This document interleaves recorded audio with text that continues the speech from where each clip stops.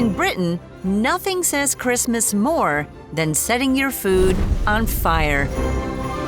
Whether you call it figgy pudding, plum pudding, or simply Christmas pudding, this sweet and spicy dish is a centuries-old Christmas tradition for Brits. How did a plum pudding that doesn't include any plums and isn't even a pudding become an essential part of Christmas celebrations?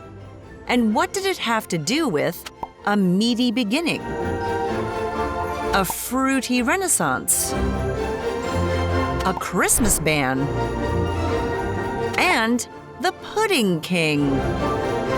Stay tuned as we fire up the facts about this Christmas cake. Those puns are like Christmas gifts themselves.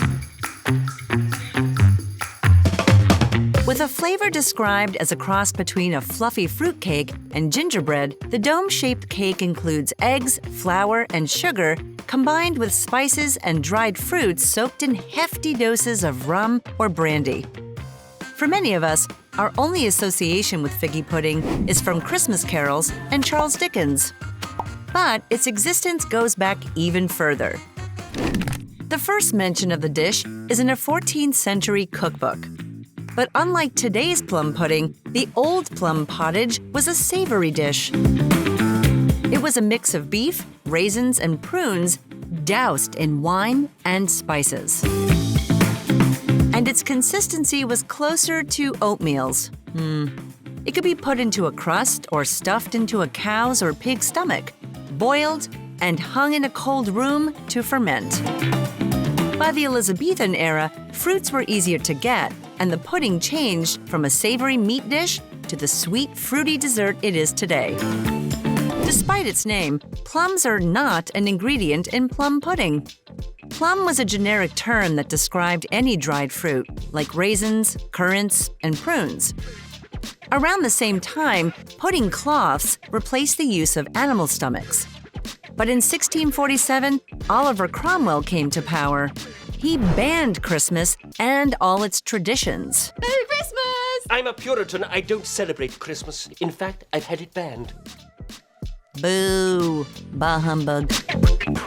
That meant no more Yule logs, nativity scenes, or carol singing. It also meant no more plum puddings. Now you've gone too far, sir. But the Puritans were not in power for long. In 1660, they got deposed. The English monarchy and Christmas were restored.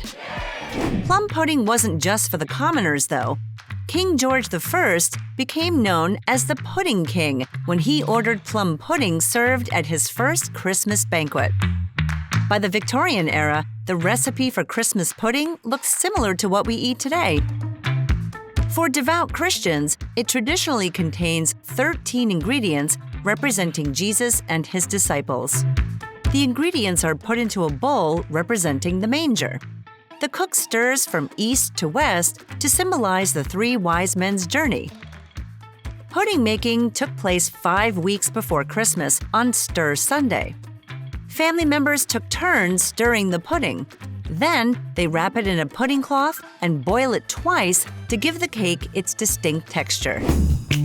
The fully cooked pudding is drenched with rum or brandy, then it's put in a cold room for more than a month.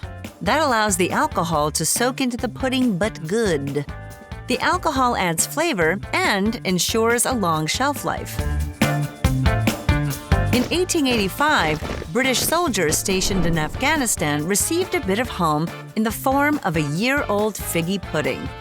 It brought the soldiers some Christmas cheer and tasted delicious despite its age. Christmas puddings arrive on the dinner table adorned with a sprig of holly, which symbolizes good luck for the year ahead.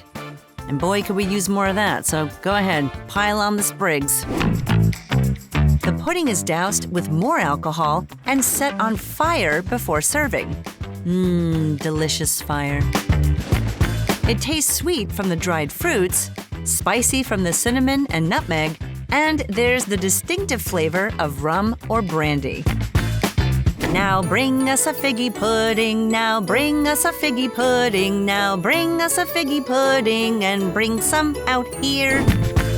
Plum pudding isn't the only British dish that's not actually a pudding. Join us as we have a look at Yorkshire pudding on another episode of Origins of Food.